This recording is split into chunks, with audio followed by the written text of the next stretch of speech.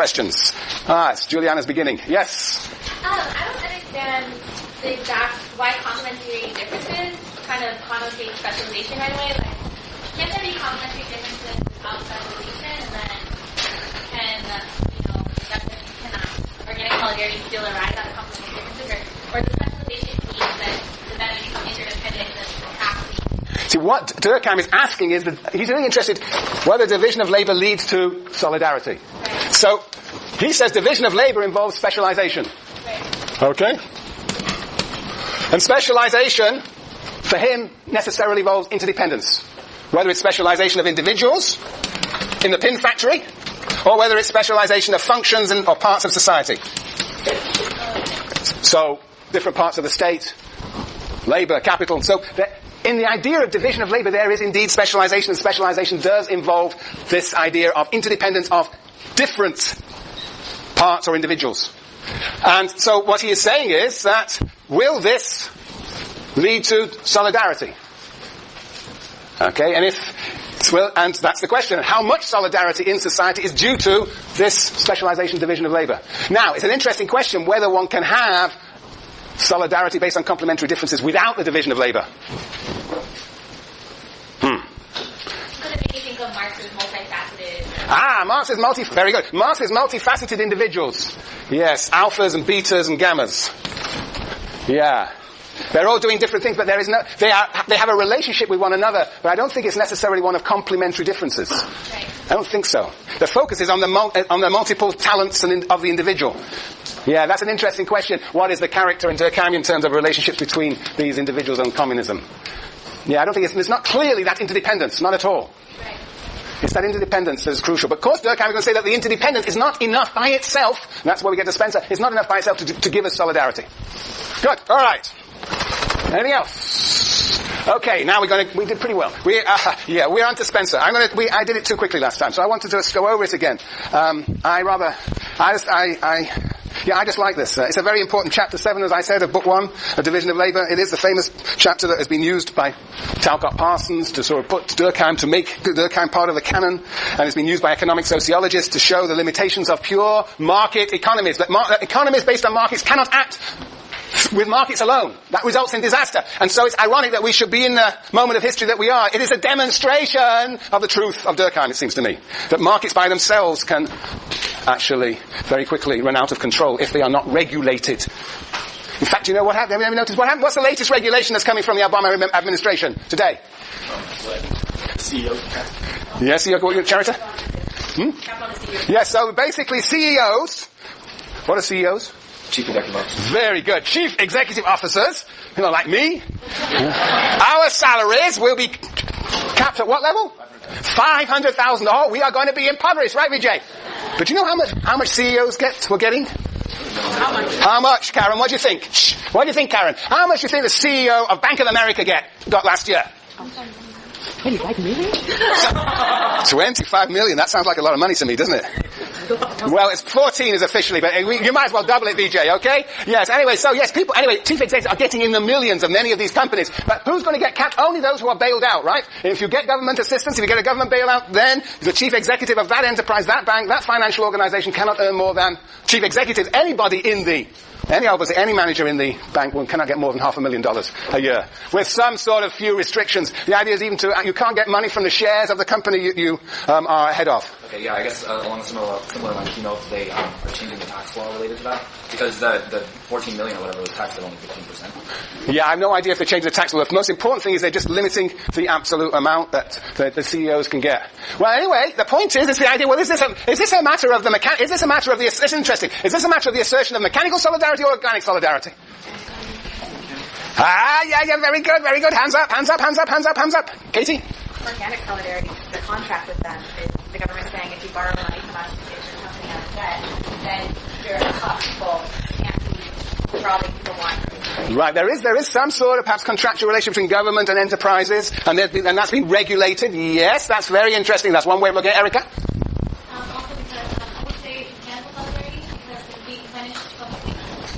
Yeah, well, the ruling hasn't even come out yet, and they're already being sort of hit the headlines in the newspaper, and everybody here knows about it, right? So it's part of the comment. So it's another way of looking at it. It's organic, but it also can be seen as part of building up the sort of a new, sort of reconfiguring the collective consciousness. We are now entering into the age of Obama.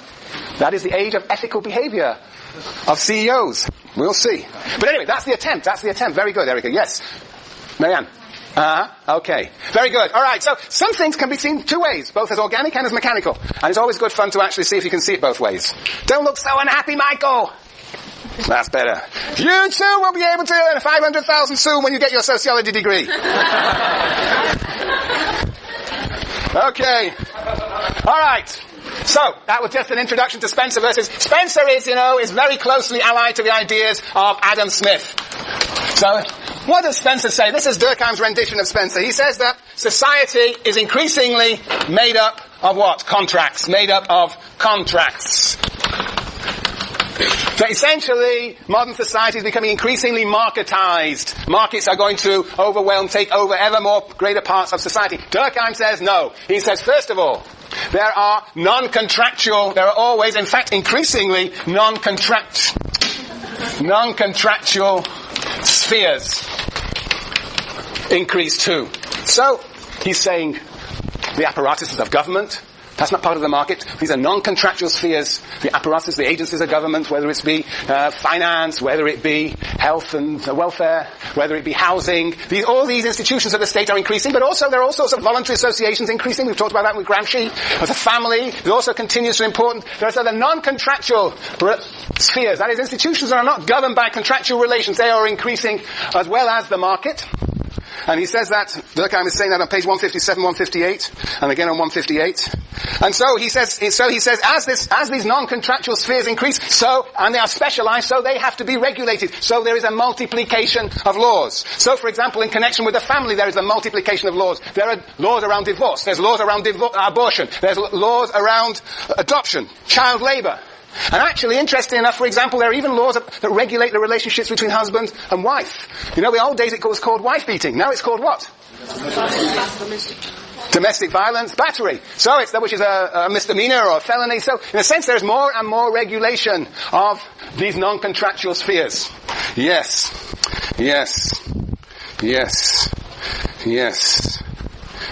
Right. And as the family becomes more and more integrated into the wider economy, as both members of the family enter into the labor force, then we also get a whole slew of new sort of provisions and regulations. Well, insurance schemes change, but there isn't actually sort of legal provisions, not yet, there may well be. Family leave. Do you know actually, or welfare, workfare, these are ways in which the family is inserted into the wider economy. Does anybody know anything about the family leave policy in California? California is revolutionary in this country. Yes, Katie? Well, I think that paternal leave is a mandatory 6 weeks. Very good. Paternal leave is a mandatory. Well, I didn't know it was actually divided between paternal and maternal. Paternal is half the time. All right, very good. Well, you know about it. It's called paid family leave. It was introduced about 2 or 3 years ago. And California, it's just amazing. California was the first state in the United States of America to have paid family leave. Whether it be for childbirth or whether it be for, looking after sick, parents, children. But you get paid about 50, up to 6 weeks. Let's put it this way. For both up to 6 weeks, and you get about 55% of your income. This is the first time. Where are Norwegians? There they are. Tell us about it. Oh, you were sleeping, Lars. I was asking you about Norwegians. He was. Well, what's the answer? I think it's 1 year. I think it's only 1 year. All right, that's not bad. 1 year. What you get for 1 year? Paid leave. You get what percentage of your income? 100%. There you see. No, you all laugh, but it's typical. That's extreme. Norway's always extreme. It's the richest country, and that's great social democracy. But every country in Europe, every advanced capitalist country has got something like paid family leave. Only in the United States are we suddenly discovering that we should have something like that. And it's only for 6 weeks at maximum, and it's only 55%. But we're making progress. California's at the cutting edge. I saw a hand here. Yes, Lilia. Oh, it's Lilia. So you got a scarf on today. I didn't see it. Yes, Lilia. When my mom had kids, she had us consecutively, and she said she got 2 years, I think up to 2 years or 1 year leave, full pay. That's why she got it. In the Soviet Union, so Russia? Yeah, well, Soviet Union, that's of course socialist. Oh, yeah. No, in Soviet Union, yes, no, and in Eastern Europe, you actually you can get actually up to 3 years of actually paid, it's not paid full salary, but up to 50, 60%, 3 years. So, it's a whole different story there. But it varied from country to country, but every one of those countries had a much, much better provision for family leave, particularly for childbirth, than here in most European countries. Yes, Kate. In Sweden, it's 12 months for just one parent to take it, but you can get up to 14 months if both parents take a little time off. So we encourage that's very clever. So the incentive for the guy, for both, not to say, we're not prejudiced this matter. Yeah, for both to take time off. That's very interesting. 7 months each, something very interesting. 18 months. It's getting better every minute, 3 months are required of the father, otherwise they disappear. 3 months are required of the father. It can be split however the parents decide, but 3 months are required of the father. If he doesn't take them, then they disappear. But What disappear? Who disappears? Huh? Oops, sorry. The 3 months disappears, not the child. Okay, yes, very good. So, anyway, but anyway, the point is the idea that as the family becomes ever more central to the market economy, it becomes ever more important to regulate these relations, particularly of the family and its labourers and their relationship to the markets. And, of course, in relationship to the production of the next generation of workers. So more enlightened and far-seeing welfare policy. Okay, very good, very good, very good. All right. So that's the non-contractual spaces increase, but they are regulated. And then what else happens, as we said last time, there are the non-contractual elements of contract. Non-contractual elements of contract. What are the non-contractual elements of contract? What are the non-contractual elements of contract? Conrad, any idea? Things that are just basically known or automatically implied. Taken for granted in the contract, but not spelled out in the contract. You could never spell out all the assumptions in a labour contract between capital and labour management and worker. You couldn't spell it all out, how hard they are supposed to work. The whole point, we discussed it last time, you cannot and must not spell it out. But there is an underlying trust and confidence that, each will actually deliver. One will deliver the conditions of work and the wages, and the other will actually work hard to the best of his or her ability. These are assumptions in the contract. There is a whole set of... there are things in the contract that are not actually, therefore, laid out. One of the most effective ways of sabotaging a factory?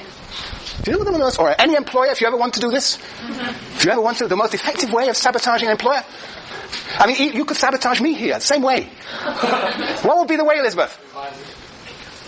Any idea? Sienna? Well, yeah, but refusing to work is really, you are violating the contract, but refusing, that's a real extreme. But the best way, because then you can get fired for refusing to work. But you don't want to get fired. What about having a real bad attitude about it? Yes, but that's right, a real bad attitude. But what does that mean? Yes, Sonny? Just show up and don't do anything. Well, you show up and don't do anything. It's not quite, you have to do something. Yes, Juliana? You work the minimum, you show up, but the point is called, does anyone know what it's called? Very good. You see, there is an anarchist. A work to rule. Those are very effective. You just follow the contract. Can you imagine what it'd be like if you just follow basically you just turn up here and you just look at me and stare at me. It will be hell for me, and I'll try and make it hell for you, but it will be very effective sabotage of the way this class is organized. And that, of course, is what happens in actual workplaces. People actually follow the rules to the precise moment, and then the whole thing. Conrad, you've done this, haven't you? Yes, I have. Yes, Sasha. Actually, I'm working at the Department of Health right now. Oh, you what, sorry? I'm working at the Department of Justice right now. And they have recently furloughed. The governor instituted 2 furloughs a month, which is like a 10%. So they're actually following the rules strike right now. That's, do that. Oh, they're actually, as a form of strike? Yeah. So what does that, are you doing that too? I'm just an intern. Yeah, but you're observing what's going on around you? Yeah. So can you describe it very briefly, what happens? Well, basically they've been in meetings like nonstop for the past couple of weeks, and they've been waiting to see if our department specifically will be affected by them, but if they are, then that means we aren't getting paid for overtime, and we have those furlough days, so they're saying that we'll show them exactly what it means to furlough us by the minimum that we can, and lose money. Right. So many workplaces are so dependent on overtime work, so if you just refuse to do overtime work, which you're entitled to do, that's the end of it. They wouldn't be paid for it anyway, so yeah.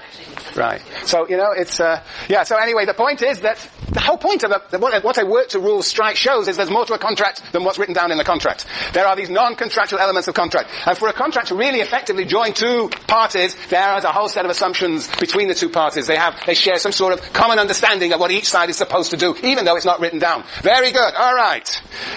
Now, so, society is made up of contracts, yes, but there are non-contractual spheres too, and there are also non-contractual elements of contract. That was on page 158 and 160. And then,